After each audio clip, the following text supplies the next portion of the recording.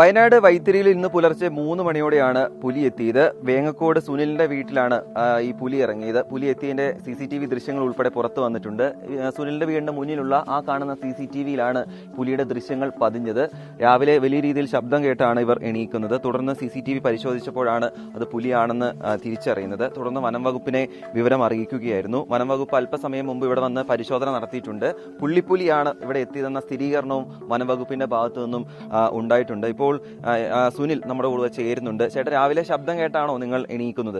പുലർച്ചെ ഒരു 3:15 അപ്പോൾ പട്ടി കരയുന്ന ഒച്ച കേട്ടിട്ട് ഞങ്ങൾ വാതിൽ തുറന്ന് പുറത്തു വന്നതാണ്. പുറത്തു വന്ന് ഇവിടെ നിന്ന് നോക്കുമ്പോഴേക്കും പിള്ളേർ നമ്മളെ CCTV ചെക്ക് ചെയ്ത് നോക്കുമ്പോൾ ഇതിനെ കണ്ടത്. അപ്പോൾ പിന്നെ ഞാൻ വേഗം അകത്തേക്ക് തന്നെ തിരിച്ച് കയറി.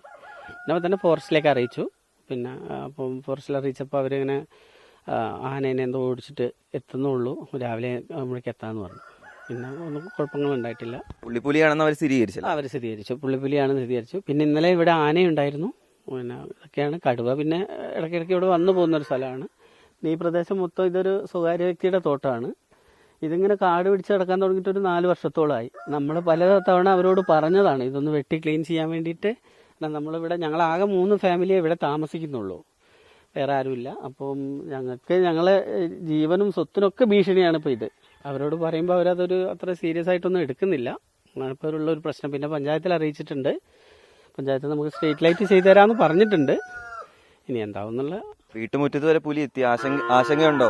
പിന്നെ ആശങ്കയില്ലായിരിക്കോ. എനിക്ക് 3 കുട്ടികളാണ്, 3 പെൺകുട്ടികളാണ് ഞങ്ങൾ ഇവിടെ താമസിക്കുന്നത്. എന്തെങ്കിലും ഒരു വിഷയം വന്നാൽ തന്നെ ഞങ്ങൾക്ക് സഹായത്തിന് താഴെ ആളുകൾ എത്തിപ്പെടണം. അപ്പോൾ അങ്ങനെയുള്ളൊരു ആശങ്കയൊക്കെ ഉണ്ട്, നന്നായിട്ട് തന്നെ ഉണ്ട്. അതാണ് അതിൻ്റെ ഒരു പ്രശ്നം.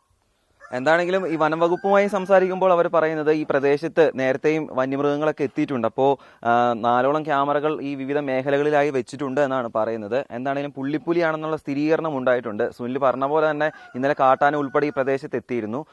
ഇവിടെയുള്ള 3 കുടുംബങ്ങളും വലിയ ആശങ്കയിലാണ്. നേരത്തെ നിരവധി ഫാമിലി ഉണ്ടായിരുന്നു, പക്ഷേ അവരൊക്കെ ഈ വന്യമൃഗശല്യത്തെ തുടർന്ന് പോകുകയായിരുന്നു. എന്താണെങ്കിലും ആശങ്കയിലാണ്. വനം വകുപ്പിന്റെ ഇടപെടൽ ഉണ്ടാകുമെന്ന പ്രതീക്ഷയിൽ തന്നെയാണ് കുടുംബമുള്ളത്. മനു ദാമോദറിനൊപ്പം രാഹുൽ സുരേഷ്, 24 വയനാട്.